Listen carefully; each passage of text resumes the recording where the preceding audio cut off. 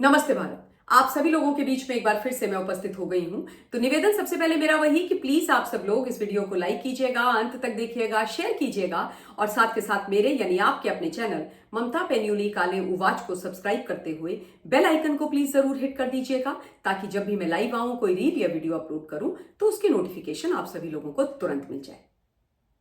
मनीष चाचा की हालत ऐसी हो गई है जैसे आसमान से टपके और खजूर पर अटके।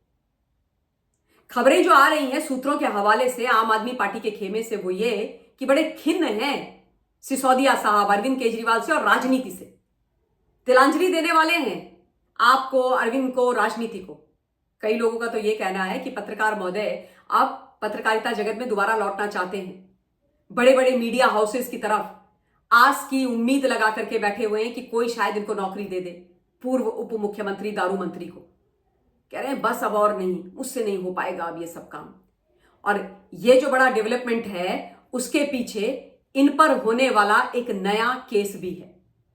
आई एम श्योर ये जानकारी वैसे आप लोगों को मिल ही गई होगी कि भारतवर्ष की महामहिम राष्ट्रपति मुर्मू जी ने सत्येंद्र जैन और मनीष सिसोदिया के खिलाफ क्लासरूम घोटाले को लेकर के केस दर्ज करने की, एफआईआर करने की अनुमति दे डाली है। और जब से यह अनुमति आई है, हाय तौबा मच गई है इन दोनों के जीवन में। चुनाव तो दोनों ही हार चुके बुरी तरीके से। मनीष चाचा जो अभी कुछ दिन पहले होली में होली खेल रहे थे जम करके, बेचारे साधना वादना करके लौटे थे, बैड न्यूज उनको यहां पर मिल गई है। और ये जो घोटाला है ये आज का घोटाला नहीं है, ये भी पुराना घोटाला है।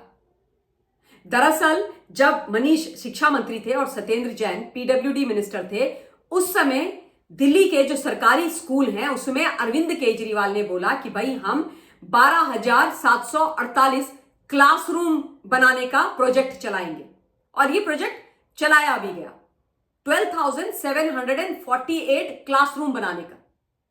और उसके बाद जब ये क्लासरूम बनने आरंभ हुए तो एक क्लासरूम को बनने की कीमत आप जानते हैं कितनी थी? 25 लाख रुपया ऑलमोस्ट। वन क्लासरूम 25 लाख रुपए का। कभी आपने सुना है? एक कमरा 25 लाख रुपए में, लोगों के पूरे घर 25 लाख रुपए में बन जाते हैं। और बाद में पता चला कि उन क्लासरूम्स की जो असल कीमत थी वो मात्र 5 लाख रुपए थी। यानी कि पर क्लासरूम 20 लाख रुपए एक्स्ट्रा जो इन्होंने लगाए वो इनकी जेब में गए, वो घोटाले की, भ्रष्टाचार की भेंट चढ़ गए। और जो टोटल इन भाई साहब ने, यानी अरविंद केजरीवाल, मनीष और सत्येंद्र ने क्लासरूम प्रोजेक्ट के नाम पर दिल्ली सरकार का पैसा खर्च किया, वो था 2,892 करोड़। और इसका कोई उसके बाद इन्होंने हिसाब किताब नहीं दिया।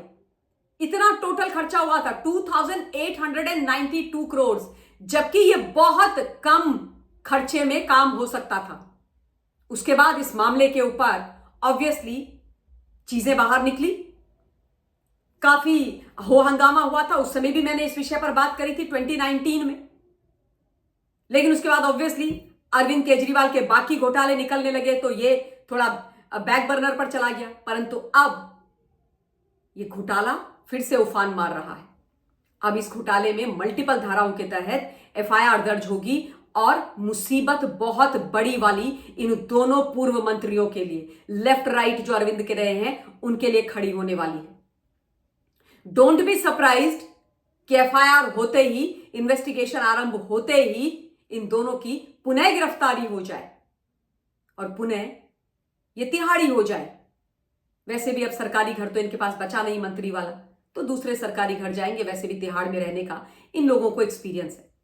And I am not very happy ये सब चीजें बताते हुए, टू बी वेरी ऑनेस्ट। मैं नहीं चाहती कि कोई भी इस देश का नेता भ्रष्टाचार के आरोप में तिहाड़ जेल जाए। एंड व्हेन आई से दिस, इसका मतलब ये नहीं है कि मैं ये कह रही हूं कि भ्रष्टाचारियों पर एक्शन नहीं होना चाहिए। बिल्कुल होना चाहिए साहब, और होगा। ये नया भारत है। आज प्रधानमंत्री मोदी जी हैं जिनका काम करने का तरीका बिल्कुल अलग है। जीरो टॉलरेंस अगेंस्ट करप्शन वाले प्रधानमंत्री हैं। तो भ्रष्टाचारियों पर तो एक्शन होगा, होना चाहिए। पर मेरे कहने का मतलब यह है कि भाई मैं ये चाहती हूं कि वो लोग राजनीति में आए, वो मंत्री विधायक बने जो निस्वार्थ भाव से, सच्चे मन से केवल और केवल सेवा करने के लिए आए। भ्रष्टाचार ना करें, जनता की सेवा करें, तेरा तुझको अर्पण वाला भाव मन में रखें।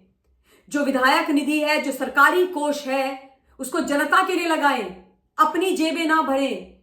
ये क्लासरूम घोटाला, ये पैनिक बटन घोटाला, ये दारू घोटाला, ये जल बोर्ड घोटाला, प्लीज ये घोटाले ना करें। ये मेरे कहने का मतलब है। पर खैर, भ्रष्टाचार कुछ नेताओं के, कुछ क्या काफी नेताओं के सिस्टम में जा चुका है। और ये जो भ्रष्टाचार रूपी दीमक है, ये भारतवर्ष में बहुत बुरी तरीके से फैली हुई है, जिसकी सफाई पर मोदी जी लगे हुए हैं। पर समय लगेगा इस दीमक को पूरी तरीके से खत्म करने के लिए। लेकिन मोदी जी हैं तो मुमकिन है। मोदी जी एक्शन कर रहे हैं और देश की जनता एकदम उनके पीछे और उनके साथ खड़ी।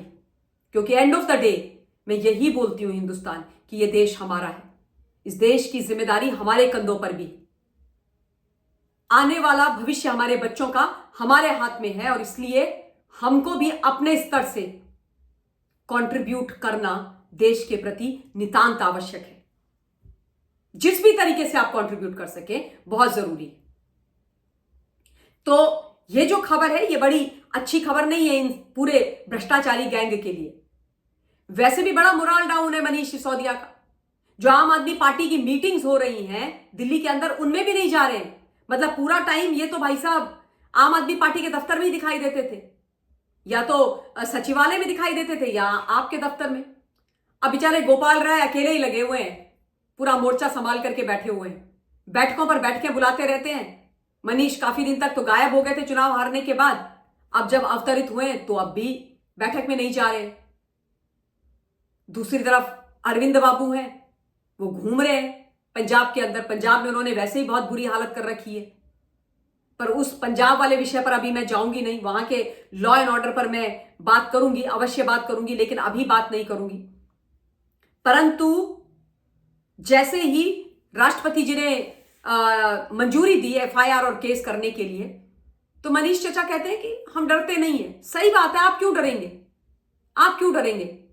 जो भ्रष्टाचारी होता है वो भ्रष्टाचार और हेराफेरी करते हुए भी और करने के बाद भी डरता नहीं है ना।